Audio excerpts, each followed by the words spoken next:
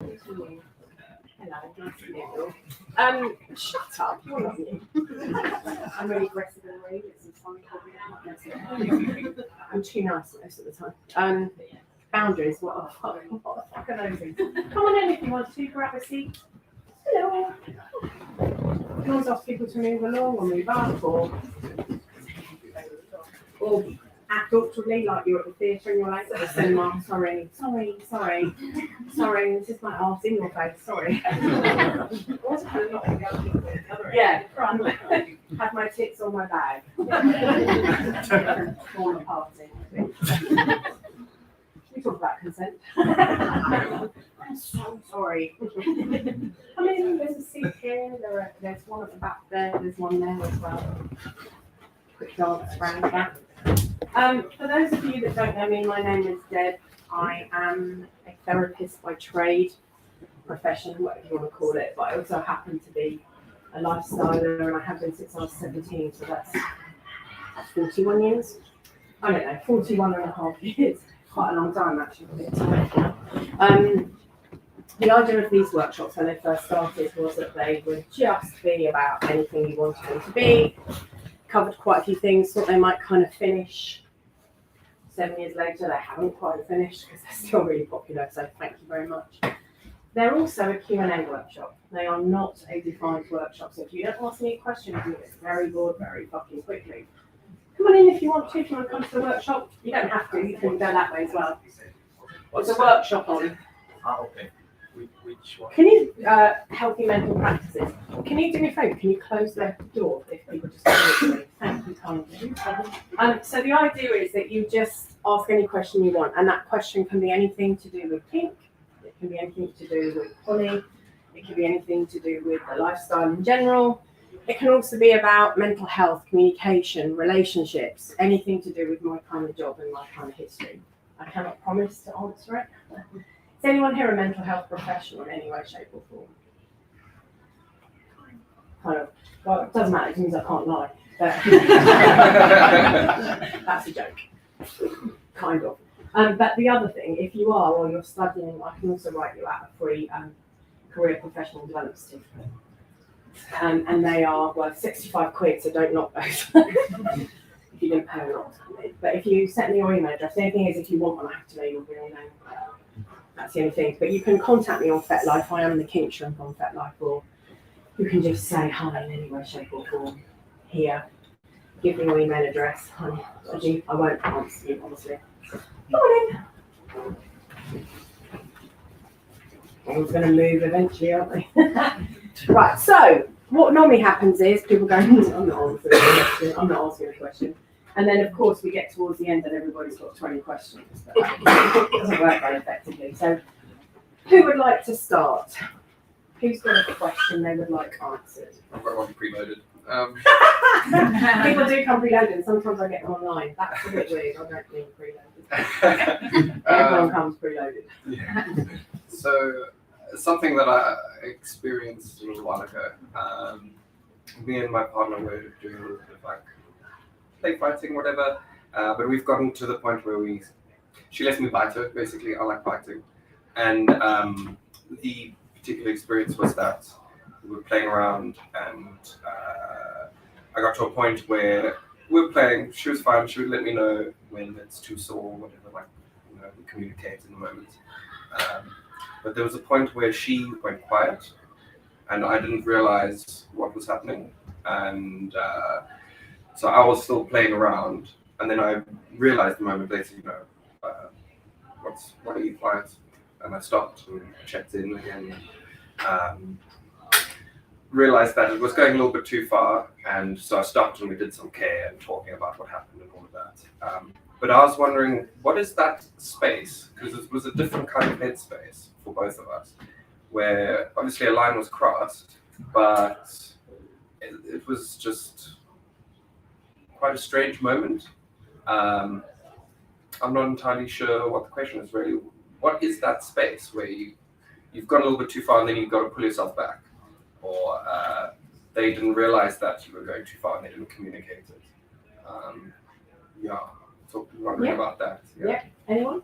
Got an idea? Do you want to repeat the question? Because So can you summarise the question? So basically, what happens is in a play situation, agreement that we have ongoing consent and the person tells me when I've gone too far. I did go too far. I didn't realise I'd gone too far. They shut down and didn't respond.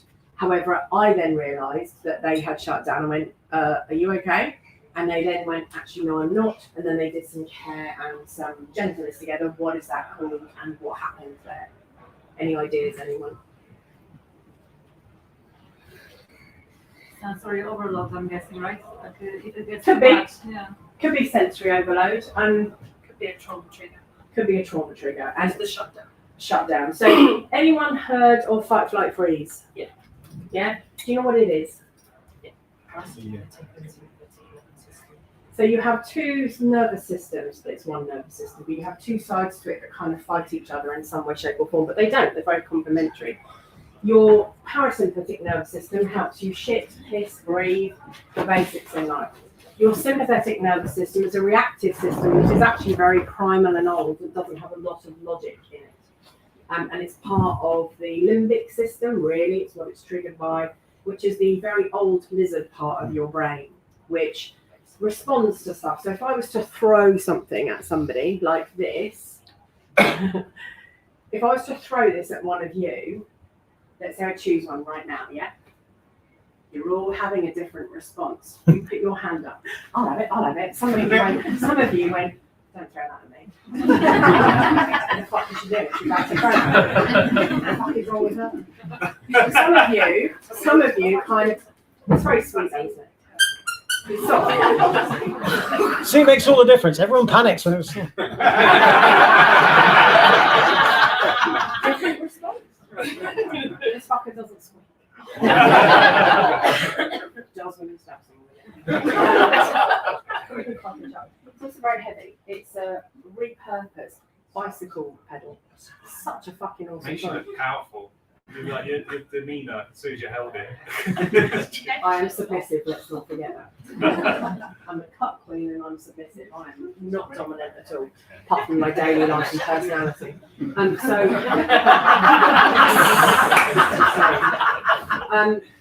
Everyone gets that wrong about me. So wrong. Mistress, fuck off. Right, so I don't like telling people what to do. I like to be told what to do. And I don't It's great, right?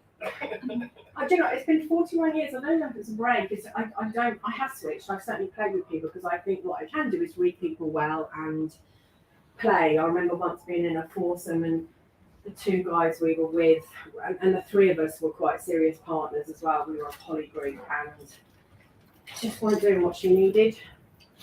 And my response was, oh, for fuck's sake, I'll take over you twats. She has such a good night. What, that fuck you, I'm going to do it in twats, is that your ego? Or No, it's a desperation for me. So let's carry on because then it will make sense. So this sympathetic nervous system that you have is often triggered. So if I were to throw something at you, you'll probably maybe think about it. If I warn you, if I don't warn you, you'll have a response. You'll bat it away. You'll stay completely still and let it hit you, which is interesting. All of them are interesting. You will try and catch it. You will do a multiple of things. You might come at me. You think it's a choice. It is not. When your sympathetic nervous system takes over, there's not a lot of choice involved in it. And what a lot of people don't realise, your sympathetic nervous system can also, as well as fight, flight, freeze, there is friend, fuck, flop, foe, and fall. There are 8. I haven't heard of two. Oh, there we go. Fight, flight, freeze. Flight, run. Fucking hell, let's get out of here. After he goes back, throw something at me and fucking hell. Fight, come on then, you fucking bitch. We always go for gender-based argument, don't we? Freeze. Oh my god. Shut down. Shut down. So freeze is shut down in its own way. So fight, flight, freeze, friend. I did it. So I thought it was quite funny. So if you just did it,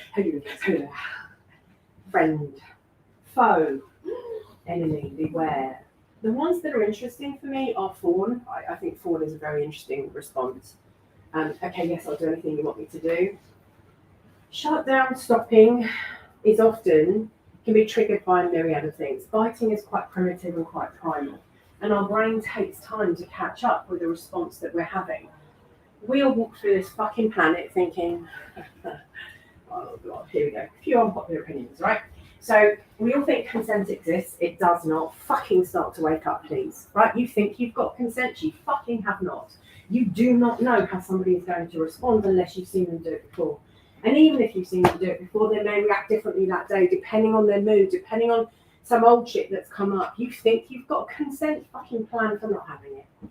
Please, especially if you're a top, have a plan for when it fucks up. Because that shit is jail worthy. Please get that through your head. I know you're thinking, it doesn't apply to me. That's one of the other problems. We all think this shit doesn't apply to us. It's fine. You can also be prosecuted for consenting to violence against you. Let's not forget that. Look at the rules. Look, are they used? No. Really rarely. Don't be the one that is. Don't have shit on your phone. Don't have photos. Don't have proof. We never know how somebody's going to respond in any moment. If we ask them how their day was, if you have a session planned, if you have something done, and you might come from the place of, well, this is a nice thing for me to do. I'll do this because they'll like this. That's your assumption. Or they'll really enjoy this. That's your assumption. And they did yesterday, but they might not today, depending on what's happened at work, depending on different circumstances, different situations. It's an ongoing question all the time. And then sometimes when we go too far, what happens is somebody does something like a bite. The immediate response is, oh, because the sympathetic nervous system is going, oh, fucking God, can't deal with this. So it shoots up and it says, right, I'm going to become active. And the parasympathetic nervous system shuts down. Not fully, because you have to breathe, shit, live and whatever. But there's a big shift, like a water bomb. By the way, this is just visual imagery. If you're a neuroscientist, it doesn't work this way. But it's good visual imagery. The same as you can tell when I say, when you can see someone in someone's brain, like the 4th of July, when they are having a panic attack, when they are shutting down or doing something, it's like, it's just like red. It's like red mist. You've heard things like the red or the white mist descended. You heard that phrase in a book before? The red mist descended. Or have you heard of people, if you haven't, you've heard of people, well, we shot them 5 times and they were still running towards us. They were hit by the car, they've still got up. That is norepinephrine, adrenaline. Powerful stuff. It's very powerful stuff. It's the stuff they shove into your heart when you have a heart attack. Like if you're out, it's the stuff they go boom. You just, like, not everyone, because sadly it doesn't always work, but it's such a shock. When we're nervous, I get a hit of it. I'm terrified no one's ever going to turn up for my workshops. I get scared every time I come here, a little bit. I can feel it, I can work with it. It's a little bit different, but I'm really conscious of it. I know how to work with myself, if that makes sense. So this red mist, this white mist can descend, and for some of us, we might become aggressive. You've heard of it in the Vikings strolled across the battlefield and slain at least 5 million people type stuff, which is just fucking bollocks, isn't it? Because you'd be overwhelmed. But they might take down 10, 20, 30 people compared to someone else who might take down 1 or 2, and that's a lot of adrenaline. So sometimes we just shut down, which is why consent should be really vocal, really present, active, ongoing. Yes, please, fucking stop. Even fucking stop is, if you've agreed that that's consent, it's consistent communication. If somebody, I was last night I was writing out these menu boards, fucking bane of my life at the moment, right? So my daughter's bought a soft play, and she's got her partner who's in it with her and 2 business partners, and we're going to do a littles evening, we've decided, because they're all up for it as well. With the whole specialist play area, nappy changing, you name it, bottles for sale, everything with this soft play, but no sexual and no feces. But it's specifically designed for kids. It's going to be a lot of fun. And I've designed this place, it's space themed completely because I'm pretty arty. So I'm there last night. Each of these boards takes me, because they're this high and this wide, and I'm drawing astronauts and asteroids and planets, as well as writing it all out in bright colours, chalk pens, and thinking, well, that's 0.5 millimetre out. My ADHD will not let that happen, so we start again. I'm writing them out. And then out of nowhere, my front doorbell goes and these people walk in. What are you doing here? Oh, Wayne and Andy's there. Oh, okay, can they come in? And then 2 more come, and 2 of their kids, and then some. I'm like, haven't got a house full of them, because they want to go for a swim and they want to use a hot tub, because I'm a pretentious cunt who has quite a lot of them, do all right. So, a lot of people turn up my house non-consensually. Well, that's fine by me, but then Breen and Andy do turn up, they've been out to dinner, all their friends turn up 2 hours before them. Again, fine. Then I'm like, sorry guys, got to disappear, got to finish this. One of the lads that walked in, he has come back to cheerleading and he's this lovely little soul. And I've got a real soft spot for him. And a while ago, one of the problems I had with him, and one of the problems that came up with him, is he was having sexual contact with somebody else, both of age. Even if you're not of age, they get it competent. So they were both of age, however. And she said he pushed me too far. And he said, I didn't do anything. She was just lying really still. In France, even if somebody is underage, anyone French here? Right. It's a warning. In France, when it comes to consent, if you do not fight back, it is considered consent. It is changing, slowly but surely. But if you get someone's underage, did you fight back? If the answer is no, it's like, well. But a lot of us shut down instead and don't know what to do and keep really still, because that's sensible, isn't it? If you've got a dinosaur walking in and it's really big, I mean, I know human beings didn't exist at the same time as dinosaurs, just take the metaphor, please. So this big dinosaur walks in, and let's say you're not even let's say you are thinking logically, which would be a bit of a miracle, but that's got a really good sense of smell. So if I just stay really still and really hope that I had a shower this morning, it might not smell me. Or it's got really small eyes. If I just hide behind this tree, it won't see me. Or it's got really small ears, it won't hear me. I'm talking about Red Riding Hood all of a sudden. Easy. So all of a sudden you've got that imagery going on of something really big and scary. So we respond differently. And people respond differently in different ways. What we know from research as well, so like for example, do you remember the Je suis Charlie and the bombings that happened in France? What was interesting is a couple of them. There was a family in one of the, they weren't in a fridge, but it was quite a cut-off area, and one of them had a baby with them, and the baby didn't cry once during that whole time that they were down there because of the fear. It's well known in concentration camps that used to be, hardly if you look at how some of them reduce a house. Go on then. Sorry. Pretty quickly fucks off is what his t-shirt says. It does say good, yeah. Look, that was quite fast, so not bad. What they find is like when babies were being born, because there was a lot of sexual abuse going on as well, even though, you know, untouchable Jewish people, Jewish women actually, it's okay. Untouchable. Funny how the amount of people still got a hard on. Funny that, isn't it? A little bit of power there. But there were lots and lots and lots of pregnancies. Jesus, are you alright, you know? I'll just tag out. Yeah, tag the next one. Yeah. I know I'm exhausting, but that's ridiculous. 2 minutes, that's quite impressive. Right, so, and what they found was a lot of these babies, it wasn't just malnourishment, they were born quiet. And they stayed quiet.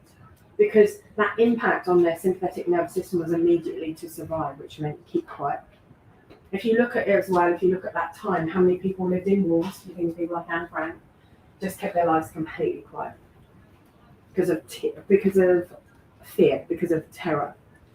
And our sympathetic nervous system can last for a little while like that, but it doesn't last forever. We get very exhausted from it. So what happened was you're both overtaken by passion. When I say you went too far, you didn't go too far. You went too far for her in that moment. So, but what you've got to remember as well, and it's something to think about, the difference between murder and manslaughter is just the amount of time you do in jail. You may have had no intent to kill somebody, however, somebody died. You will still potentially be prosecuted and will go to jail. The intent is different. There's no intent there. You both agreed it, you both go forward and you thought, hey, this is fine, they're not responding. It's something we discussed beforehand and 100%. developing thing. But you discussed from the brain. Yeah. When we discuss with the brain, which is why consent doesn't really fucking exist, because this is what we do. So I recently discovered that in the past relationship, she was trying to get pregnant on me, and there was a point where she held on until I ejaculated. So I used to pull out and pray. It was a long-term relationship. I've been there, mate. Trying to Can I also? but she started. I discovered that she'd come off the pill without telling me, and I've recently been told that that's a form of sexual assault, and it's kind of messed me up. Like, even though it's years ago, but it comes down to we didn't have that discussion about having a baby. She just decided for herself. If you take a condom off during sex, it's called stealthing and it's sexual assault akin to rape. If you put a hole in a cap, a hole in a condom, and have sex with somebody on purpose, regardless of your gender, trying to fall pregnant, so in theory you have to have a womb of some kind, and or eggs, it's also called stealthing. It is sexual assault, it is a form of rape. It goes both ways. It goes for... Now, in that moment, I'm going to take a male-female gender because we're talking about reproduction, right? So I'm just talking about sperm and wombs. Sorry, I understand it doesn't hit all of us, but in that moment, that's what we're talking about. So it's manipulative, and of course, but I'm also going to argue, if you have sex with somebody unprotected, even if you haven't come, please don't think that you're safe. No. The withdrawal method does not work. Ask half of your parents. Maybe not half, but you know what I mean. But it doesn't work. It is a fallacy. And again, there is no such thing as safe sex. It does not exist. We all think if we put a condom on, we're safe. You're not. Do you know how many STIs or STDs, whatever you want to call them, wherever you are with that, whether you want to call them infections, diseases, or transmissions, you choose your name that is right for you. They happen skin to skin. And a lot of us don't know, like the HPV virus, warts, for example. Somebody sent me a picture of their cock the other day. Fuck, it wasn't a client, but it was a friend. Don't you think I've got warts? Yeah. A friend and me. The thing is, and You so I didn't say, think "Oh, sorry, it's your cock." But, sleeps with 7 people regularly on a weekly basis unprotected. I'm sorry, you're going to get something. There is no such thing as safe sex. You're going to get something like it. It's not your dirty, it's not your unclean. 70% of the population have HPV.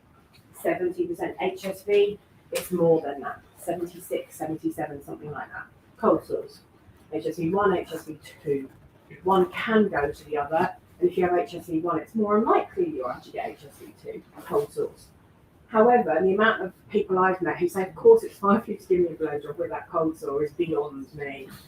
No. I understand, and this is relative to you, I understand in the moment that the passion is taking over. So we don't see properly when passion is taking over. If you ask people a sensible question when they are as hard or as wet as or whatever from a turn on, not from a defensive response, because I hate this whole thing of, are you wet? Yeah, but that could just mean I'm terrified of you. It could just mean that you're assaulting me. Wet is not, I'm turned on. Wet is, I'm protecting myself. So please, when you go, oh, you're nice and wet, you really want this, I get that might work in your dynamic, but check the dynamic first. Please. It's called genital non-concordance. It is. The science is on So yeah, and genital non-concordance can also go down to orgasm and everything else as well. So for example, really sorry to say this, and I get we're talking about fairly heavy stuff here, so if someone isn't okay, please feel free to go or ask for my help. When somebody is raped, what you can find as well that they will still have an orgasm. You don't always consent to what's going on, it's non-concordant. Genital non-concordance. GNC, for short. That sounds like some multi-corporation weird thing, doesn't it? But So you could have you could be having sex with someone, and when they go, if they're just silent and they're not going yes or no or whatever, then potentially you could be in a sort of danger zone. yeah, 100%. It's a tricky one, like, because the partner I'm with, she goes silent when we play. Sure. Now, we've tried it with like I say, hold it hold a bat up or hold this up, hold that to try and sort of give you an idea whether you want to continue or not. But when she's in the moment, she isn't. At the end of the day, you've got to stop, you've got to ask. And that's what he's asking. So that is what is being said. Yeah, I'm not saying that's what I do. Don't get me wrong. I've had the same where someone goes similar, and she would point at the torture device. That's and basically I can see that she's still conscious. But when you've got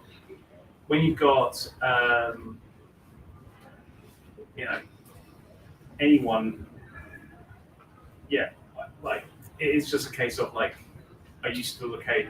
So if someone goes silent, check in. That's what I'm saying. Silence always equals check in. If someone goes still, that always means check in. I would rather, sorry? Because you know you go silent. Because if someone that goes silent and stops moving when I'm really enjoying it, it means I'm in a really good headspace. Yes, check. But I tell them up front that, Correct. hey, I'm going to go, essentially you won't get any response out of me no matter how hard you hit me, but I'm having a really good time. It's fine. Mine isn't hitting, mine's orgasm. So if you are just at that age, or I am, if I'm just at that age, I go very still and very silent. I breathe in and I really want to make the most of what's about to happen. And I'm not saying, yes, please, Daddy, or anything. Fuck off, I go silent, I go inwards. Mainly because my imagination is better than most people I fuck. But no wonder I don't get dates. When you do, well, it must be good. It's always better than But in that moment, I go really still and really quiet. Really still and really quiet. And then I have a really good orgasm. But I want to go quiet. And if a partner's saying, tell me all about it, I'm like, fuck off, you're ruining my moment. So I make it very clear beforehand that just before I will go totally quiet. If I go totally quiet while you're hitting me, for me, that probably isn't the best of signs. So it's all about clarity. We all think it's about communication. It's not. You can talk to your fucking blue in the face and you're maybe not being clear. It's clarity that matters. It's comprehension that matters. And in fact, I would argue that comprehension is more important than fucking communication. Let me just check with you, what did you just say? Let me just check with you what just happened. To be clear, to have clarity, to use, that's a skill. Mm-hmm. Some people just don't have the communication, and it's sometimes you have to, as the more experienced person maybe, you're having to get blood out of the stone sometimes.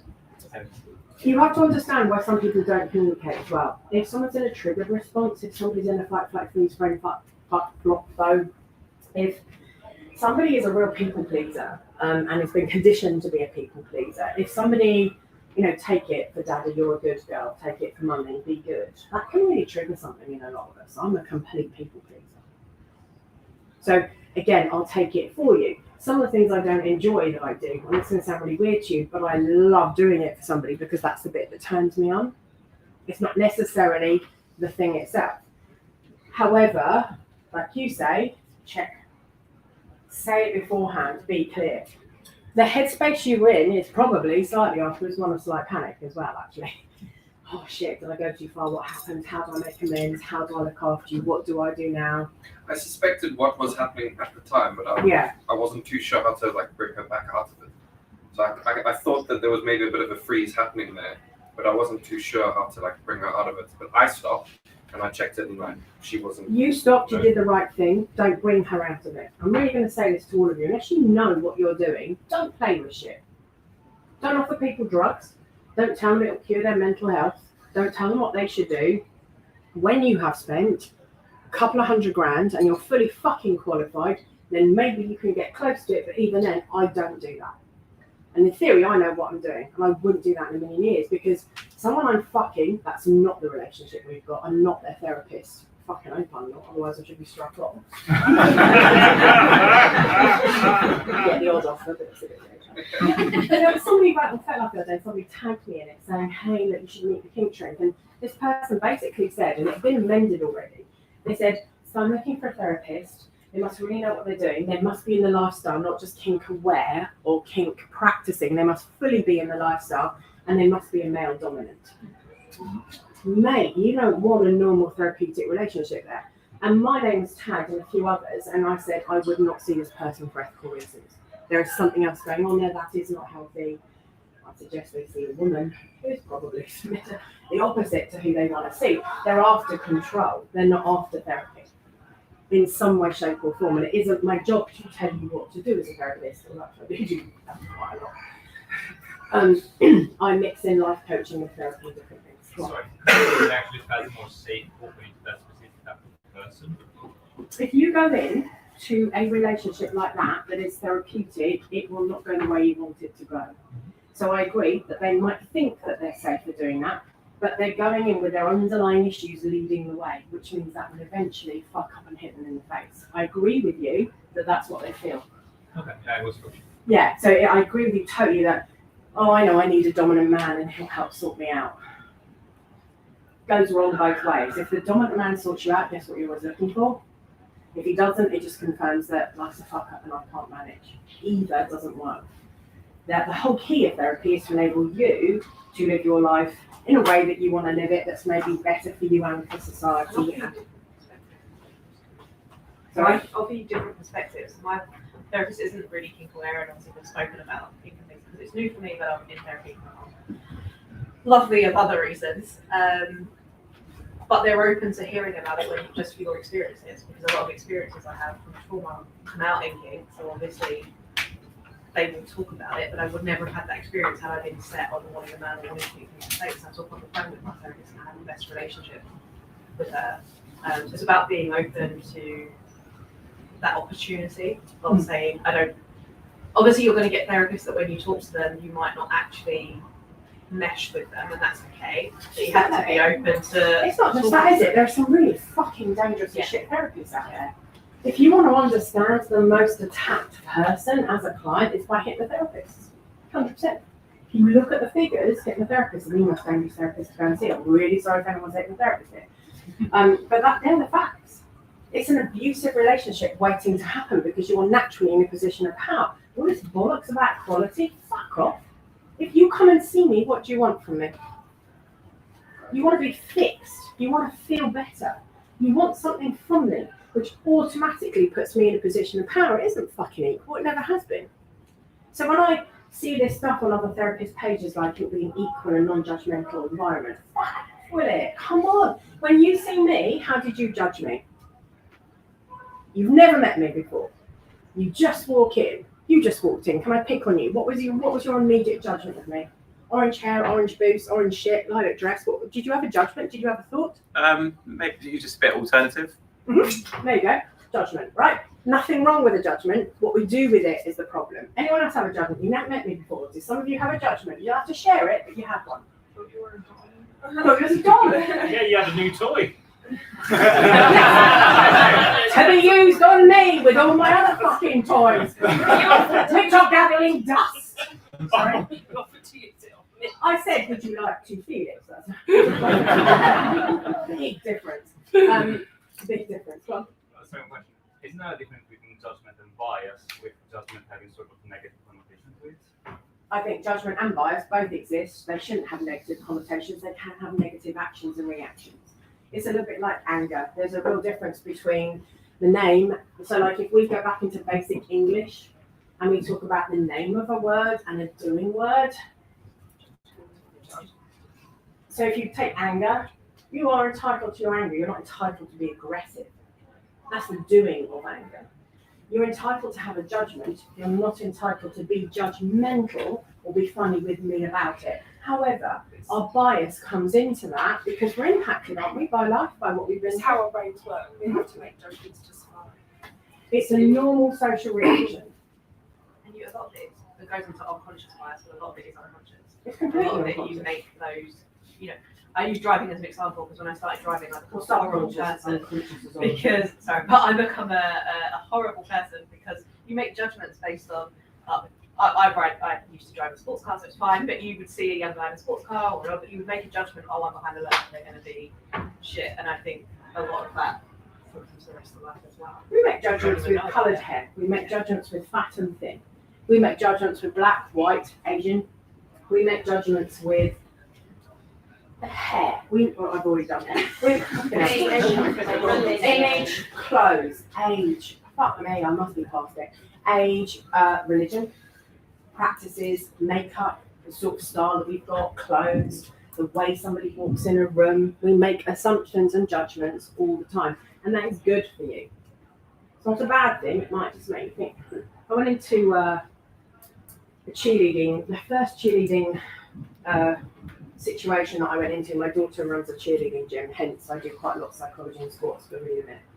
And I said to the kids that were there, okay, we're going to break up into 3 groups. Who is here thinking, oh, this is interesting, I wonder what she's got to tell me.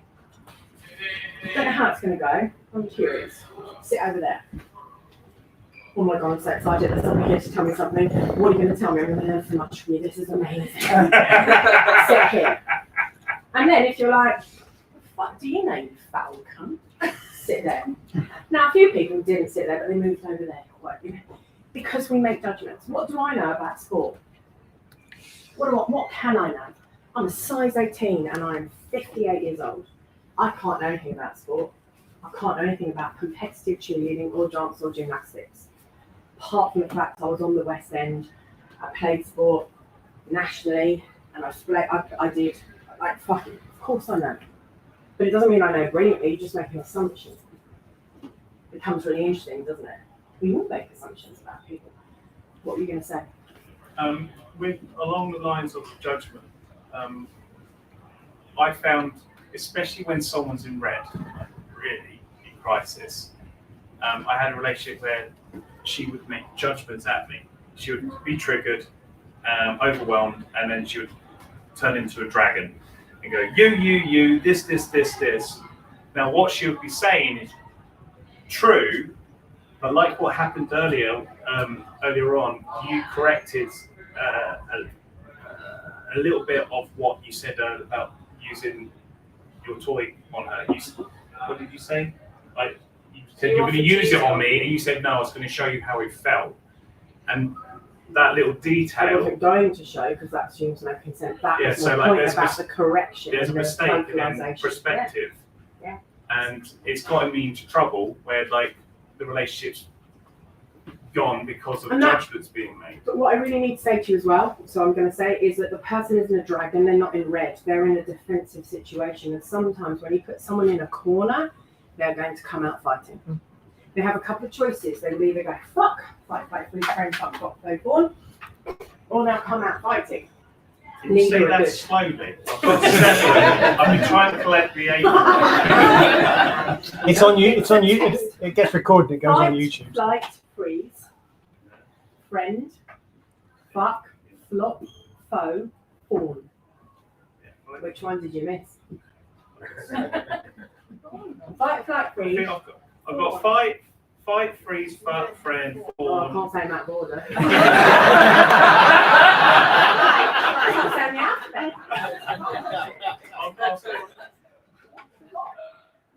So it's very similar to freeze. You might be able to communicate, but your whole body's just going to go, I don't know what to do here, I'm talking to you, but I've just become very weighty.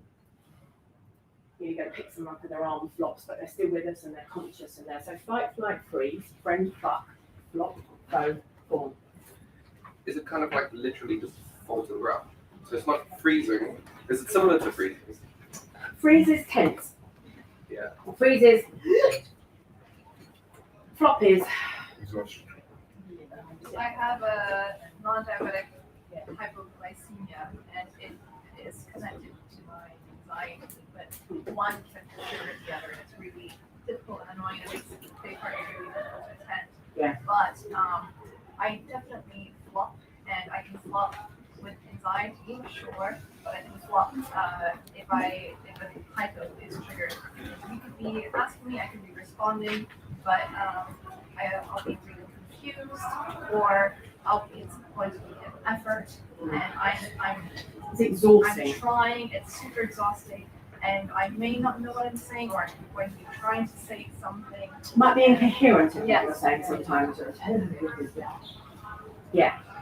Good example. Like fuck. Like Like brain Fuck. fog almost. No, fuck is I will fuck you. No, regardless. fog. No, fog, like when you get brain fog. Fog, like, yeah, sorry, I heard fuck. But isn't It that has been a sometimes while. form?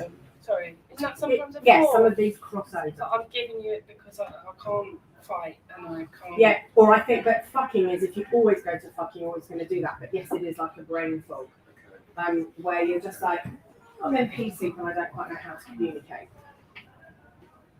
How does that relate Hang to? on, sorry. Is there ways to sort of reprogram your fight fright? Yes, loads of time. 100%. Yeah. Loads and loads of things that you can do. Please see someone professionally. I'm always going to go with that. I'm sorry, but I am. Isn't there a limit to that though? Is there a limit? Yeah, because if someone is higher in neuroticism with the big 5 traits, there's a limit of how much he can reprogram his brain, his behaviors. Says who? I don't know, like Are you asking? no, I'm asking. I'm asking, yeah. No, there isn't a limit. Look, will you ever get rid of it totally? Potentially not. However, it will take a longer time, potentially. When someone says, well, I'm stuck in a trauma mode, that's where I am, if you keep talking like that, I guarantee you will be forever. You can make huge changes and huge differences.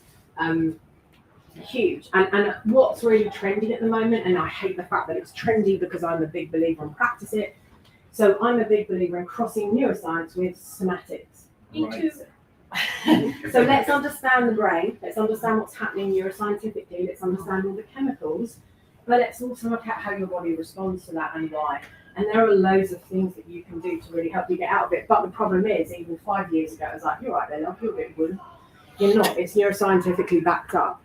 So it's really important to do the talking therapy, mixed with the somatization, mix it. So what we need is a pluralistic approach in a lot of our therapeutic interventions.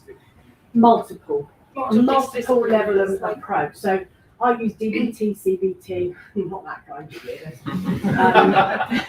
I love DBT. I use somatization. I use yes, I have used ACT. DBT. They're all so fucking similar, right? Not ECT, I hope. ECG. No, no, ECG. However, the interesting research into electrotype therapy is one of the things they're talking about. Like, if you're a Harry Potter fan, I'm not going to get into the whole argument about her. If you're a Harry Potter fan, do you remember at one stage when one of the characters takes the wand and just takes the memory out of someone's head, just like a thread? I can't remember who that was with. Yeah. Snape. Thanks. There's always someone there. So when you take someone's memory, they're actually physically looking into this sort of shit, where one of your synapses, the neurons, might be the one that gives you depression. It is not as simple as this, clearly. I know, we'll just take that one out. Fuck that, I'm not going to be the first person that does that. I don't even want to be the millionth person Eternal that does that. Sunshine, kind of. Yeah. However, just like Eternal Sunshine and many other films, what else will that take out and how will that come back or not, and what will that mean? You have a question. Yeah, just the relationship between sympathetic parasympathetic and subspace, headspace, non-space type mindsets. Okay, so do you mean mindsets? Do you mean predispositions? Were Or you born just that when way? you're in that's quote unquote space. I mean, you're sort of describing something where you're sort of there but not there, like which like is subconscious. With you, something I've back to experienced that, with people with in subspace. Yeah, so our minds, and in fact, you can, let's take top, let's take bottom, let's just take turned on, let's take power, and sex is power. Even if you don't do sexual play, a lot of what you're doing is actually still quite sexual, because it does turn your head on, if not your cunt, your cock, your tits, or whatever else of other bits you've got. It turns our minds on. When we are in that state, we are not very good at life and decisions. We're not. And we're not very present or aware. And it's the same with being drunk. I remember I was asked to investigate something that happened after Lamb, whereby there was one human being, I'm not going to discuss their genders, and 2 human beings. And when I looked at the CCTV and when I asked about it, all 3 were fucking completely pissed. I have a problem with you playing when you're pissed anyway. If you want to do something consensual with drugs, I would love to be drugged out of my fucking head and have it played back to me afterwards with people doing terrible things to me. I'm never going to do that because of the flashbacks and the impact of the drugs, right? I'm not stupid. Oh my God, that sounds good, right? Really good in my head, but I'm not going to do it because it has too much of an impact. There's nothing wrong with having it as a fantasy, you just don't have to practice it. absolutely, for a lot of things. I haven't got that many fans in that's not true, but that is one of them. So like, you know, you have to think that when we're in an altered state, that we don't remember things and things have flashbacks and have an impact on us. Being turned on is an altered state. Who here has ever made a foolish decision when they're turned on? So actually, we do things we regret. Hospitalised. When we're very primal, that headspace that we get into, if you think about it, it's also really fucking selfish. I want to do this. I want to do it to you. You're saying yes. I want you to do this to me. Just fucking do it. And again, consent kind of goes out the window a little bit. So we just have to be aware. You absolutely did the right thing in the right time in the right way, and all green ticks. That's all we can do. Look, I think people make mistakes. Really good people do fucking terrible things, and really awful people do really lovely things, and that makes a difference. You're going to say, I'll come back to you. I was going to say, how can you, is there a way you can recognise if someone is people pleasing or if they genuinely want something? Over time, you'll 100% see it there. It's interesting though, do you want this? Yes. Do you really want it? Yes. You're just promoting fucking people pleasing. You're not going to find out. I mean, how far will people go? May I suggest? I think it would be a lack of self-assertion of their own needs. I was about to say, if you play the game of, just get me this, just do this, just do that. If that person never puts themselves and their desires and wants in the mix, you have a people pleaser. Certain phrases, certain ways of being. Last night when all these people turned up, even though I wanted to do the fucking boards, measuring 2 centimetres each fucking, even though I wanted to get with the boards, I said, anyone not had dinner? I'm really hungry, I'll make some dinner. I'm aware of my people pleasing, it doesn't mean I always stop it, because I still want to be the nice person as well. And I'm a Jewish woman and I have to cook for people. So let's not talk about epigenetics. But yeah, I'll come back to you in 1 second. So it is very much, it's seeing, and also how much can you push their boundaries? I'm not doing that, that's really unsafe. Okay, I'll do it for you. What? How did you change that boundary? What is your yes worth if you never use a no? What's your no worth? If you, like, for God's sake, let's have our boundaries and let's stick to them. I say that to people in work, so people don't know the power of a yes until you say no. I agree. Well, no, I agree. So people pleasing does out. It does take a little bit of time. Some people are very, very good at hiding it, but you find it in different ways. Like, you know, you're just about to finish your cup of tea and they'll just manage to take it from you, put it in the dishwasher, it's sorted so you don't have to do anything. Now, I quite enjoy that. I like that. I'm also very service orientated. If you tell me that's the brand of tea you like, the next time you're around, that brand of tea is in my cupboard. You like that in the morning, you like that specific towel, it's in your cupboard for you for the next time that you're over.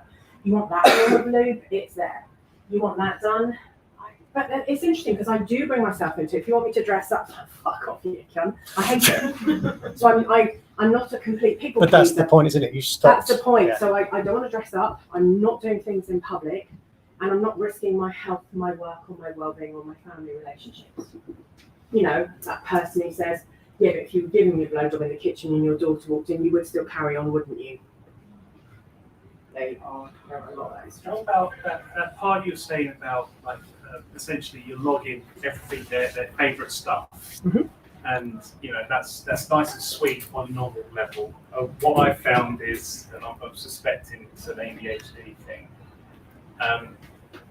it goes, I suppose you overstep, or it goes overboard, you become too much of a people pleaser to the point where you piss them off. Yeah, so it's not just ADHD, it can be many reasons and different things. And no matter what you say, ADHD might be the reason, it is never an excuse. Your mental health might be the reason, it is never an excuse. I'm sorry that doesn't work because I've also got ADHD. So on that kind and we're all different. We're all different and we all have to manage our things differently. But if you start to break the law and start to do things like manslaughter and murder and say, I can't help it, it's because of this, at some point you are responsible for your own well-being, your safety and everything else as well. If you are overstepping, sometimes it's the unspoken, like they haven't communicated. In this last relationship, she was new to all this, and when I look back through the messages, I've literally just taken her word for verbatim, but I've missed the subtext somewhere there. So transaction analysis talks about how we talk here, but there's a lot of messages that go underneath. And it's interesting because, again, when we're turned on, I'll come back to your promise, when we're turned on, we just hear what we want to hear. When we're into someone, I'll come back, we hear what we want to hear. If I say to you, would you like to come upstairs and look at my paintings? You might say yes, but if I say, do you want to come upstairs and look at my paintings? It's a really different message, isn't it? The subtext is different. So sometimes our subtexts are really obvious. The problem is with a lack of communication in the forms and the types of communications we have today, the subtext isn't read. Well, it doesn't come across. Or it doesn't come across. I'll come back to you in 1 minute. You were going to say. When you're a people pleaser, how do you draw the line when it gets exhausting and you're a people pleaser in every aspect of life? In the day-to-day life and your day-to-day relationships, how do you draw the line and think, because I've got to the point now where I'm aware that I'm a people pleaser, Good but start. I can't stop. No, you don't know how to yet. Yeah. I would change your language. It's one of the first things I would say. I can't stop. It means you're powerless. I don't know how to yet. It means you've something to learn. You've got different options. Would I see someone? Yes, absolutely. If you can invest a bit in yourself, which of course you might not think about because you're too busy people pleasing and spending money on everybody else. How about you spend some money on you? You said exhausting. That's the line. And I can feel you're upset from here. Like I really can. I can feel that this is really upsetting you. So I don't want to go into things too heavily. I can feel the tears. It's about looking after yourself. And it isn't about a partner or a loved one or anyone still telling you need to do that because you're still fucking people pleasing when you do it. You need a therapist that will challenge you on that and will not lead you in it and tell you what to do because otherwise you'll just be pleasing them. Yeah, that's it. But the fact that it's exhausting is a big sign. I can't cope, it's too much. I mean, I really wanted to put this board over someone's head last night. Just smack a few of them. But you can't as well because G is there, and G is this 2-year-old, and I absolutely love her. And she's just this amazing little human being. And I've got all the chalk pens out. She goes, Debbie, paint my face. No, I'll paint your hand. Fucking love hearts. And then she starts painting her face. I'm like, well, that's worse. Because I've got like 20 chalk pens, and she just looks like fuck knows what. Sorry, mum. But, you know, you did bring them into my house. But part of me is saying, fuck. So I drew a line, and Brian and Andy got there and was like, I really need to do these. It's not good for my mental health and my wellness. I'm going to Norway next weekend. I'm going to the Kinnesfair and Kink conference, and I'm running 6 workshops. I'm already going away. That's nice, but these fucking boards aren't going to happen between now and then, so they need to happen. For me, for my wellness. So I will do the last one tonight. I feel better about that. And I cut away last night at a certain point and said, I'm done. I'm doing this. You were going to say. Yeah, it's related to the how you've taught me. I've been reading the Tongue Tied by Stella Harris. Yeah. And she gets into that about how if you're asking your partner questions and the answer is yes, yes, yes, sure, that might be enthusiastic, or it could be that they're people pleasing. So instead, you can change the question. Don't make it a yes or no question. Like, how hard, you know, or like, do you want it harder or softer? If you give people options instead of a yes or no question, automatically that makes them have to make a decision. They have to think. That gets out of the people pleasing mode. It can really help. The problem is if you've got people pleaser, what they can also do in that moment is then go, fuck, which one is the right answer? So again, you have to work on that stuff. So cognitively, we can be really aware of this stuff. Behaviorally, I'll come back to you, we can be aware of this stuff. But then we've got to understand, why do I want it? So you have to get into that stuff. And a lot of books and a lot of TikTokers and a lot of Instagrammers can really help with a lot of this stuff. However, you need that one-to-one challenge often just to go that step further, because I know this lollipop is bad for me. I know how much sugar is in it. I know it's not good. And yet your hand still itches for it and still goes in your mouth. Because it gives you something. I mean, I'm also a people pleaser, but like I'm a submissive, and there are certain boundaries that I don't cross with myself. Yeah. And then there are certain ones that I am going to be pleasing my partner, the crowd. I'm similar to you, where if something needs to be done, even though I'm 100% submissive to my phone, I will step into that role right away because for fuck's sake, someone's got to do it. And if it's going to be me, sure, but in one sense, that's me being the ultimate submissive because, you know, I am there serving the needs. And it is also ego as well, a little bit. Like you said, how much it is ego. Of course it is, because I am going to fucking do it better. These boards are such a good example of all of this, and I will come back to you, and I will come back to you. So these boards are such a good example. I turned up at the soft play. They were taken down for me. I started to wash them. It's chalk to come off in 10 minutes, shouldn't it? So I did 20 underdogs. An hour and 40 minutes, I'm still trying to get this fucking chalk off, and I'm now crying. And I'm crying because I've got to get this done, and now I can't, and now it's 10:30. But then my people pleasing stopped because my daughter turned up, and they said, don't worry about it, we'll do it. And I went, okay, and I walked out. And they were there till 1 and then got 5 lines done, so I was so thrilled. Because actually, it's really hard. It's hard to write like that. It's hard to do those things. It's not easy to draw perfect little astronauts and wonderful fluffy monsters that won't scare the fucking shit out of a 3-year-old. It's quite hard to find that balance. And it has to kick in. And that starts to come with self-esteem. It starts to come with self-respect. It starts to come with awareness of what the fuck am I worth. I should not be asking, what can I do for you in order to be okay? I should be asking, what can I do for myself in order to be okay? And then I still need to dance and find the balance with you. We at the moment are going too far the other way, by the way. We are going into it's all about me. I was talking to one of my clients last week, and she's like, he should fucking listen to me. Oh, it's so hard not to do her accent. He should fucking listen to me. He should give me the 2 days I need, and I'm really aware that I'm going to come back to you three. He should listen to me. This is an argument. I need 24 hours to 48 hours. He should fuck off. He should just leave me alone. He needs to respect me and understand that that is what I need. And I said, well, what does he need? So that's her need. What does his need? He wants to talk, discuss, sort it out, preferably within a few hours, have a way of doing things that works. And I said, if we flip those, shouldn't you be doing his too? Isn't that a relationship? We're just not entitled to have what we want. We have to dance with somebody else. You can have what you want, but then you can't be in a relationship.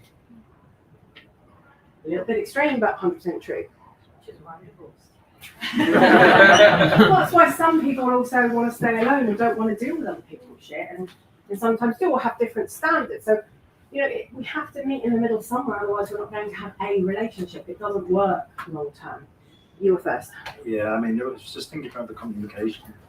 And I mean, if it came across in a work situation where people were saying, yeah, but if you need any support at work, you should tell us. And I was sitting there thinking, yeah, but what about the people who don't actually know how to express it? They may not be aware of it, or they may be shy, or there may be a stigma or something like that. And how do you, it relates to any sort of relationship, how do you actually sense if somebody needs help that they may not actually be able to communicate? I'm going to say something really controversial here, right? It is not my job to try and get to understand you in order for you to tell me what you need. I get that that's really extreme. Sorry? I get that that's really extreme, and I get that that's really unfair on some people, but you should guess me is not a fair game. You should help me is not a fair game, especially in work.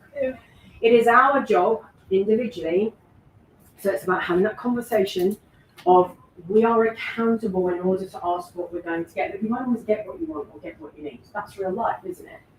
I remember one of my daughters with her 3 best friends standing by the radiator talking about what they're all going to order. This was before we had things like Deliveroo and stuff, so you couldn't get 3 or 4 things delivered at once. What do you want? I don't mind. Well, what do you want? I don't mind. What do you want? I don't mind. There's 4 of them not fucking minding. 15 minutes later, well, we could, and I just turned around because they are one of my kids, and I've known these kids since I was little. Fucking hell, at least each one of you put something on the table, so it's the beginning of the negotiation, and then start to agree. And if you disagree, it's fine, it can be done another time. Or we could home cook, or maybe we could get a pizza, or I quite fancy a Chinese, okay, now we're negotiating. It is our responsibility, and this is so hard, and this is a difficult one, because we're also in a culture of I should completely understand you, and I should be able to mind read. great, I can't mind read. I don't care what anyone says. And if we misread, I'll come back to you, we're going to completely fuck someone up and fuck someone over. Or ourselves. Yeah, or ourselves. We have to teach people to ask for what they need. And that starts from birth, sadly, and a lot of us aren't being taught. Okay, but that was also exactly the dilemma I was sitting with afterwards. But I'm still thinking, how can I sense if somebody might need something? For example, if they're being unduly quiet, I can ask questions. Got a question online. I'll come back. I can do I'm other going to things. try and remember these. Yeah. I am still listening. If they're being unduly quiet, I can ask questions to clarify, and I can encourage input. But also, and all you can those only things. do so much. Yeah, of course. Years ago, when Erin was really little, but years ago when Erin was little, who is my youngest daughter, she turned around and she said to me, well, she didn't say anything to me, that's the problem. So I kept saying to her, you okay, Erin? She'd go, yeah, I'm fine. Feelings inside not expressed. You okay, Erin? Do you need anything? Yeah, I'm fine. Well, you're not. It's clear that you're not okay. And you should talk to me and tell me what's going on so I can help you in some way, shape or form. Erin, talk to me. Oh, God, I felt insane. So what I did instead was say to her, Erin, I really respect you as a human being. You're nearly 16. I'm not saying you're an adult. There is very little I can do if you won't talk to me. I'm going to ask you if you're okay. If you say to me you're fine, I'm going to go, okay. You know where I am. And that's all I can do. And I love you and I'm here for you. You know where I am. Cunting, fucking, shitting, pissing 6 months that kid took to talk to me, even with that. However, she did come to me in the end. Her speed, her way.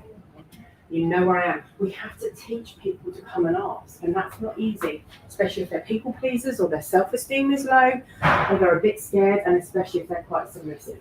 It's complex. However, it has to be learned. Yeah. Okay. So I've got 1, 2, 3, 4. And you've got a question online as well, Deb. Fucking hell. Okay. Huge backlog. Anyway, for people pleasers, if you put them on a polygraph, can you tell if they're people pleasing or they really don't want to do something? What's the difference? I have no idea. And that's the problem. So if it is a feeling or an innate belief in themselves, they're not lying. But do they have like a different physiological reaction when they are people pleasing They have a versus? different drive. It's not about physical reaction. It's, I need to do this. Yes, I'll do it because I need to and I want to. So how do you differentiate human the drive? doings are different to human beings. So how do you differentiate the drive whether some people do it because they're a pleaser versus they want to do it? Like how do you classify it properly? You can't. You can only ask them. But what you've got to sort of go with is, hang on, because I've got, why do you need to know? It's the other person's responsibility. But if you're in a situation where you're talking about consent, yeah, you fucking need to know. Because if someone's just doing something to please you, and they carry on doing something to please you, and they're not getting any pleasure out of it, and they start to fucking resent it, you could have a retroactive withdrawal of consent issue in the next few months. So yes, you've got to be careful. However, what you can do is start to look at the differences we were saying about how to see people and what to do. I'd like to break your thumb. Okay. Why is that okay? At least I like have a conversation. Talk to me about what you get from that. That's such a good question. Talk to me about how that works for you. What's because you want to break my thumb? Now I'm a people pleaser and it turns me on, so I get a physical reaction that's good for me. However, I do know my boundaries. So it's all about boundaries. Boundaries are really different to limits. Boundaries are really different to preferences. Boundaries are fucking legal if you do that. They have to be more serious. That makes a difference too. So it's a kind of question kind of going to the person over there said about communication, work, more on relationships. So I just come out of the end of my first foray into monogamy, polyamory, and it didn't go very well. And for one of the relationships, a lot of it broke down around like the forms of communication and how, on my side, it wasn't sufficient enough to give her the security that she needed to feel that she could operate with or without me, that she got value in the way that she wanted to. Kind of what you were talking about with the ways in which people, what they need from their relationship, but like in a very much like what they need, and I have to learn what they do. I should have been better with it, and remain there to be better with it. But what I really struggle with processing that relationship is that I didn't feel like my needs were met was even more like concerning for me. I didn't really know what my needs were at that moment.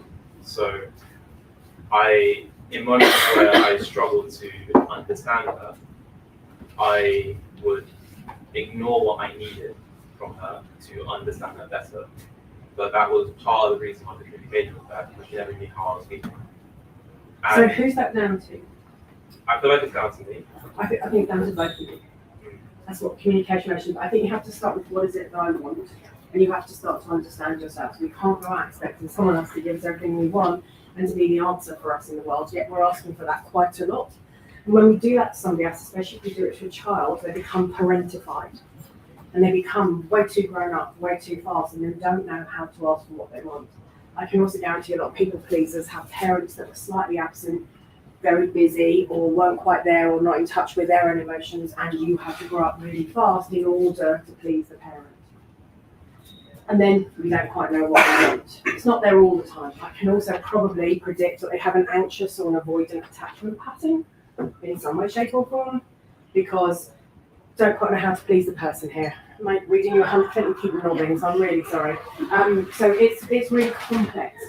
Start with you. What is it that I want? And if you don't know the answer to that question, or you don't know how to communicate your needs, however, that said, you don't have a right to have all your needs met by another human. See someone here, and I say, oh, I really fucking fancy you, do you fancy it? Number one, I could be invading a relationship that's already there, and I don't even know what the fuck is going on, and they don't owe me anything. If I say to you, even if I'm in love with you greatly and madly, you still don't owe me anything. You owe me respect. You owe me some care as a fellow human being, but you don't owe me the ends of the earth. You cannot get all your needs met by somebody else. You've got to start with you. So knowing what you want matters. Understanding somebody else's love language and your own really matters. You can do the love language test online. It's completely free of charge. You get 3,000 emails. Make sure you click that. But it's free. And when I'm with someone, can they communicate their needs? If not, there's something going on between us, we're going to couples therapy. We're going to do something. We're going to change the way it is. It was more just sort of like just sharing an experience really. I'm using people around communication, people pleasing. I'd say the last 2 years working out that I'm more, well, one of the areas of my business is service orientated.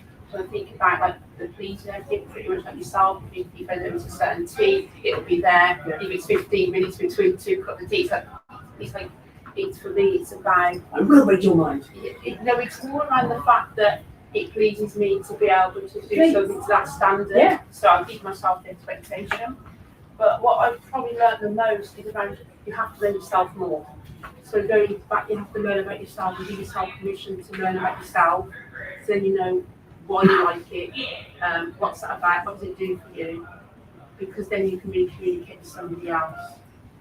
It all starts with you. So it's got to start with putting the effort in yourself and give yourself permission to be happy with what it is that you want to need without the expectation. And then you can perhaps communicate. So it's just something I want to share with you. Yeah. Whether that's right or wrong, but that's what it's not right, or there isn't a right or wrong in any of this. And the only word I want to eradicate from the world and the dictionary, which is one you just used, is the fucking word happy. Jesus, happiness, should I say for me. Happy. But it's not contentment. Let's just go with okay. That word. Like DNA, if you take the DNA helix, it's quite a complex looking thing. Let's put it on its side like a rainmaker. Okayness is that shit that's in the middle. You being happy happens some of the time.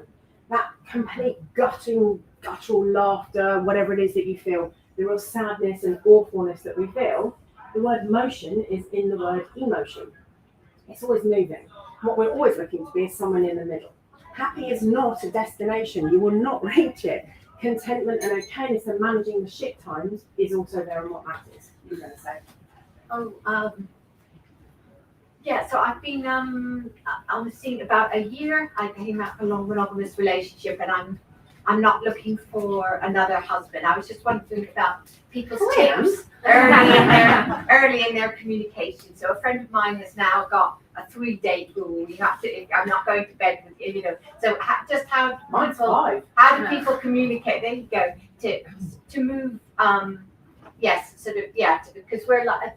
Moving into poly, we're kind of pioneering, and So we don't really know what the rules are, and just how do people communicate to move beyond the one night stand? So, I think a lot of people are interested, right, I'm on field, and what I find fascinating when I read fields, I come off it all the time, so I fucking hate it, is I would like a relationship that isn't a relationship, but I want all the advantages of a relationship. I want no drama from you. I want access to every single one of your holes. I want to abuse you. I want to make you feel like a worthless piece of fucking cunt of shit, but I want no responsibility for that. Fuck off, right? I'm sorry, authority transfers comes in with that. And what I'm really shocked at is why the fuck are we giving it to that person? That's where are they finding their success? In people that really cannot manage. We all think that polyamorous people have a better form of communication and know better. Welcome to disappointment. Really sorry, but it's not going to be what you want it to be. It is not, because guess what's constant in all forms of relationship? The human being. And a lot of us, because we're poly, think we just know better. Just full of shit. I'm sorry, but it's really true. And I think we need to get to grips with that. And we think because we're kinky, it makes us different to those, we know, as human beings. You know, like we're on a different plane, we have different forms of communication, and we have consent. And so we really know. Fuck off again, you don't. We don't. What you've got to do is find your own way, your own sensible way that works for you, because you are the only one that lives with consequence. I'll come back because I've got here and I need to say something about HR and someone online. So we have to find a balance of what is going to work for me. You are the only person that pays the price for anything that you do. No one else does, unless you attack, harm, or do something else to somebody else on your journey, and you are still responsible for that. There isn't an answer in polyamory. It is a take it as you go. It is a learn. Read some books, go to some workshops, learn some things, but also fucking start it, because the best way we learn is by making mistakes, hopefully not at the cost of another human being. However, 99.9% of the time it is. It's also at the cost of you. There isn't some holy grail answer where you get to know everything. We kind of have to make mistakes as we go. It's all about intent. I'm really trying here, and I want to make this intent happen. And you have to understand, what does polyamorous even mean to you or look like? Do you mean polysexual? Do you mean an open relationship? Do you mean love? And what does love contain? Have you got boundaries and limits? So you can do that, you can't do that, you can do that, and you can't do that. Is that polyamory? Or is that control? That's quite interesting. And of course we want to have some control. I don't want you fucking different people with HPV on, like this is such a good example, he's a good example. Yeah, but I'd still want to fuck you without a condom on. Yeah, no, you met my immune system, I've just had cancer and I'm waiting results for skin cancer in the next fucking week. No. My immune system matters. Just because you want that doesn't mean it should happen in that communication. Just because you think, well, I'm communicating clearly what I want you to do, it doesn't mean I have to say yes either. It's a two-way process. So you've got to start with what you want. And polyamorists, kinksters, lifestylers, we do not have all the answers. We just think we do, which actually can make us more difficult to deal with. And we assume that you know what I'm talking about. So yeah, no, I do loyalty. Oh, good, okay. What the fuck does loyalty mean? Like the amount of polycules I see, or couples that I see, or first times you want to get into poly and that there's 3 people here and they say, yes, so we're doing this. And I go, great, what does this mean? And they say, well, I don't you know what that means? Of course I do. I can read a fucking dictionary. I don't know what it means to you. And I don't know if the other person knows what it means. So clarity is the key to that communication. What do you mean by it? What does it look like? What will it feel like? What are the consequences of that? Have you thought about that? So I love the word pre-mortem.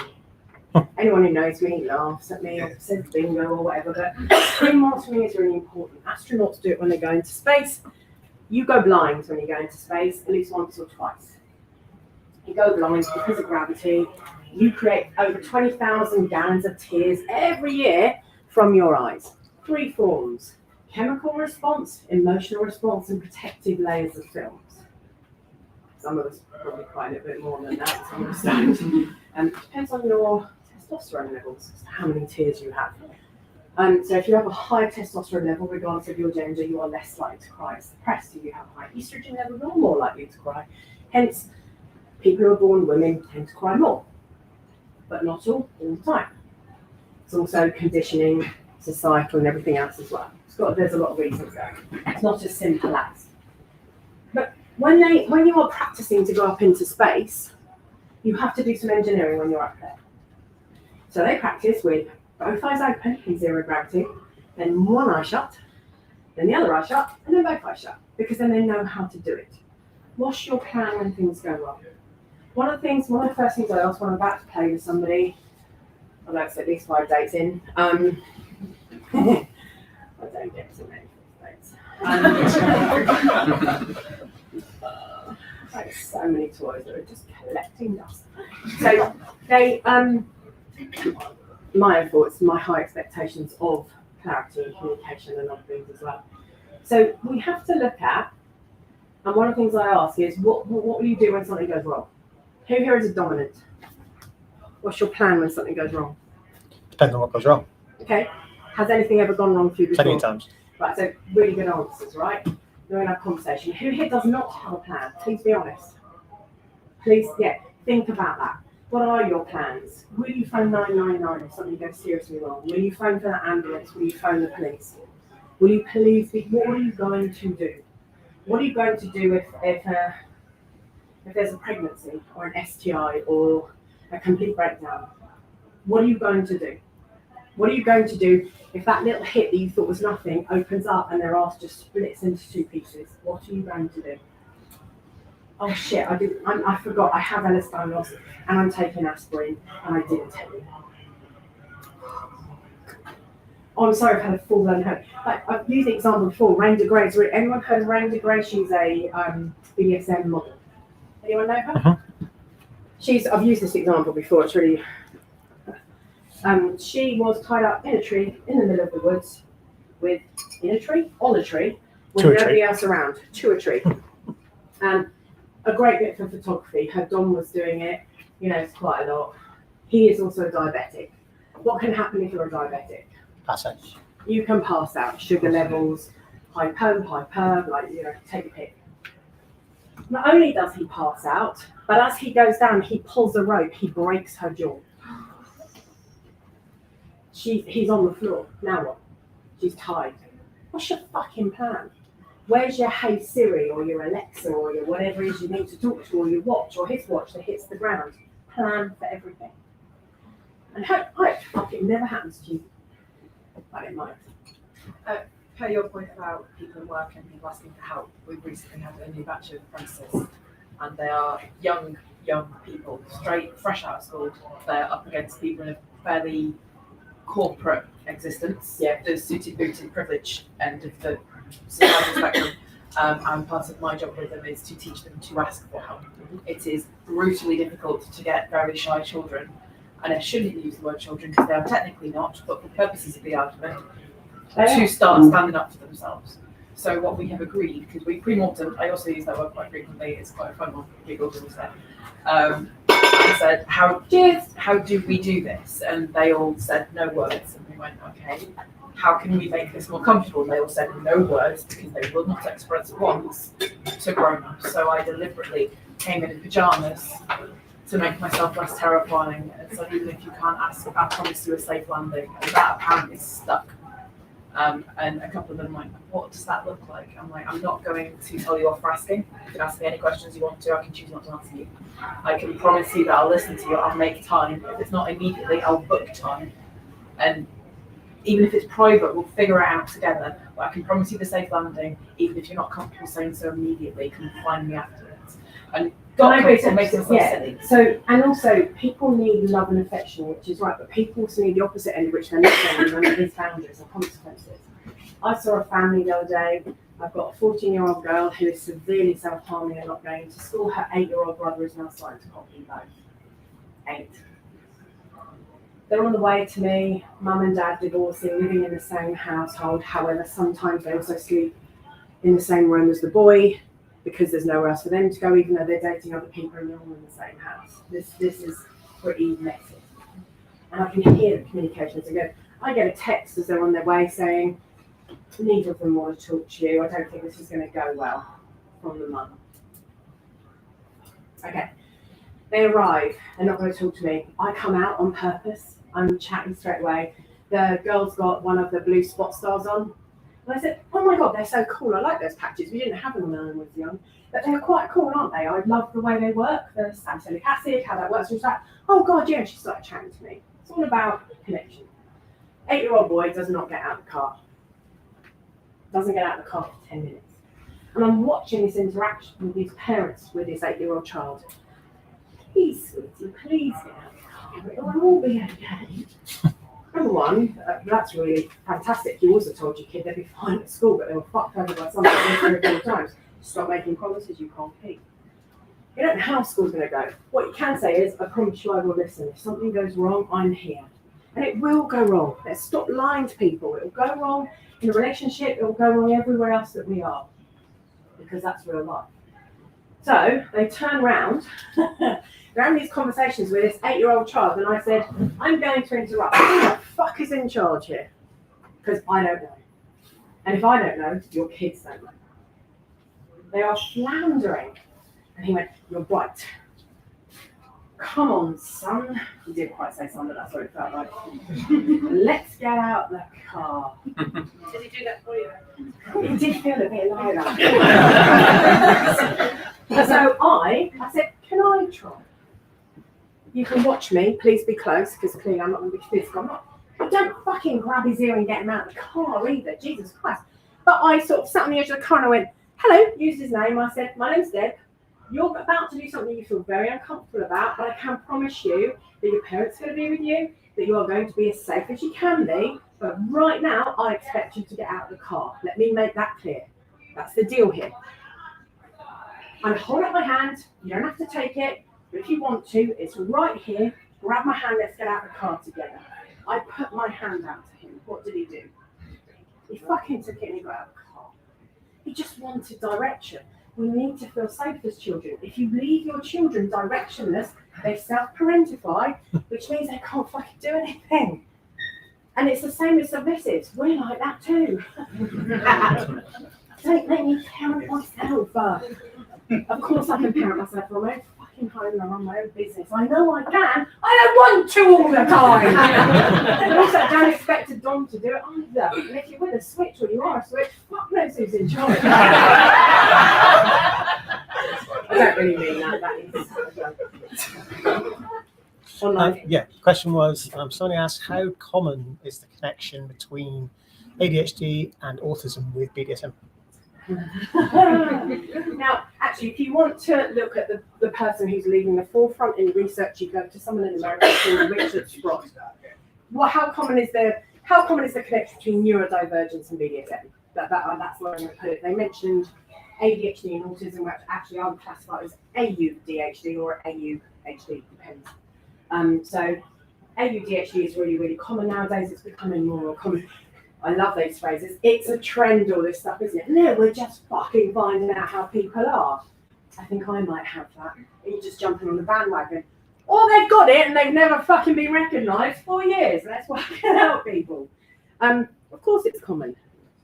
If we have a place where we're looking for dopamine and or rules and stimulation, we are going to find that shit in BDSM. Are we not? Anyone here got ADHD or... Anyone diagnosed for sure? Okay. What are you looking for most of the time? You dopamine. You're dopamining all the fucking time. That's what you do. Give me chemicals.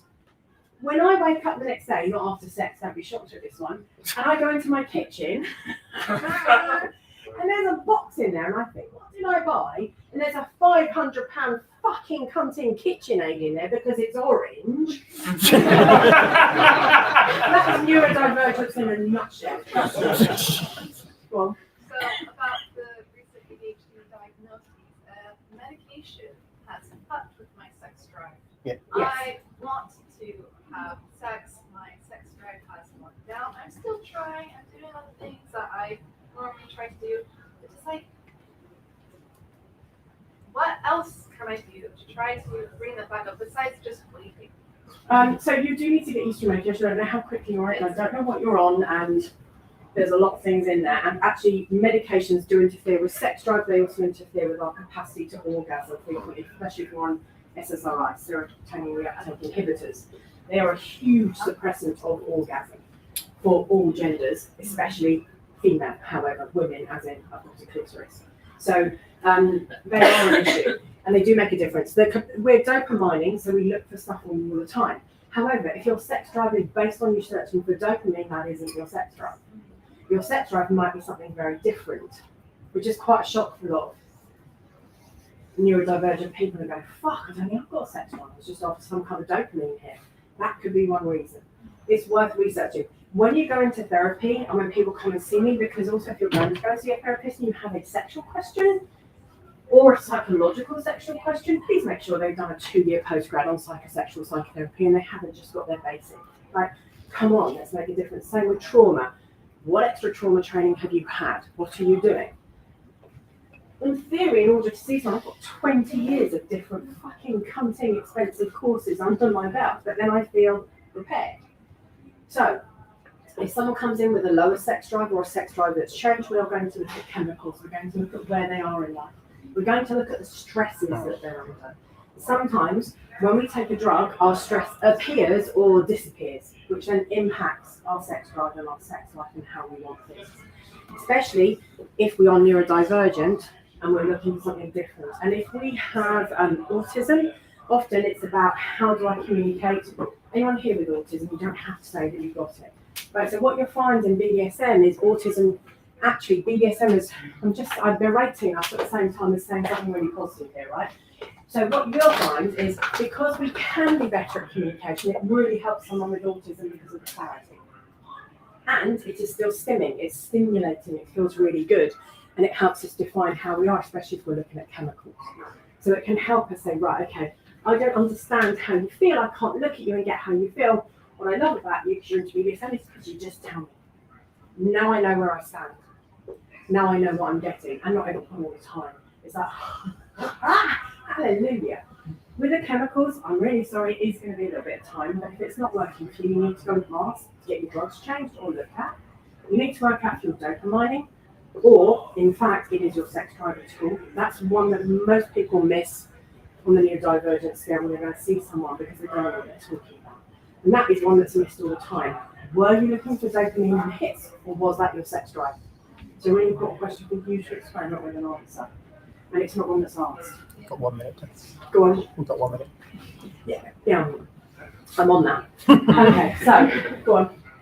I'm sorry, it's completely off topic, but it's something that's been really on my mind. How do you reconcile submission with feminism? And if someone is submissive, does it mean that That's another hour. brainwashed by the patriarchy? Well, okay, so what we might have, we're not going to have time. So No, I just wanted to, I've got a 1 sentence. So right, it's my fucking choice, and I'm a woman. That's my. So I have the right to choose what I do. If I choose between others, that's okay. But it's the same with race play. It's the same with Nazi and Jewish play. It's the same with a lot of these things where we actually say that somebody has swallowed up and taken in the patriarchy, or the fact to please white, or the fact to please men, or the fact they're all in there. At the end of the day, what matters is your choice, your way of wanting to do something. It is your right. Every ism exists whether you like it or not. Please don't tell me you've never suffered from it, or you don't know about it, or you don't even do it sometimes, because we all do on some level. Let's really accept ourselves and get into that. Please don't tell me you haven't had thoughts about different people. I equate it by being aware of what I want, my right to do it, and the fact that I will do it. Do I have to look into myself and say, one of my PhDs I want to do is look at transgeneration epigenetic scripting of sexually submissive women. How much of it is transgenerational? How much of it is epigenetics? And do you know what the answer is to that? You're never going to fucking know completely. Right, because that's the problem. If when we look at epigenetics, we look at what changes our DNA, the proteins that are created by other people from 20, 30, 40, 50, 60, 70, 80 generations ago. They're still impacting you. Your shit isn't even your fucking shit some of the time. That's what's crazy. So some of this stuff isn't even yours to play out and muck about with. However, if you're doing it and it's not harming you and you are enjoying it, I brought up 4 really independent women. I'm fucking proud of those independent women. They have their own problems and they're successful. They're a really interesting mixture of human beings. And there are 2 neurodivergent, 2 are not. At the end of the day, though, it's their fucking choice. I have 4 strong independent women, and 2 of them are submissive. I'm finishing. We had an extra question at the end, which was a bit of a blinder. I do have to finish. I have got a writing on that as well, so I've always got a writing on those things. Thanks for your time. Sorry, get lost.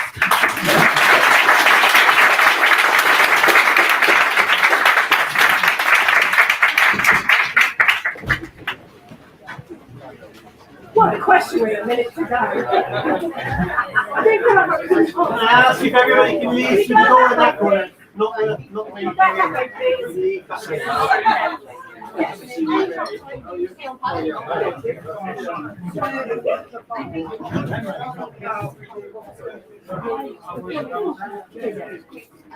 yes. Are you on? Okay, so I'm only just yeah. I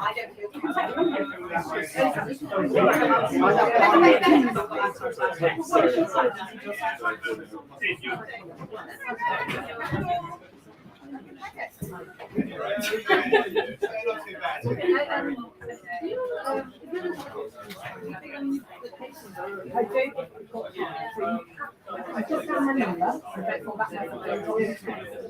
Yeah, please do. It's on my home. Dead Fields, FIELDS.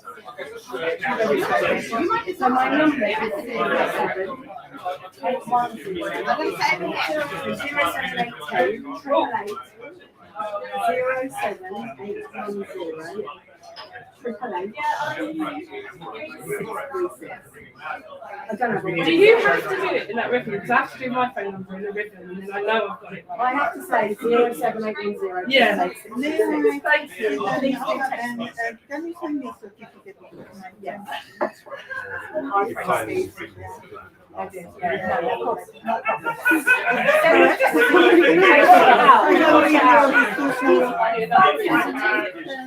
yeah, I need to send me your email.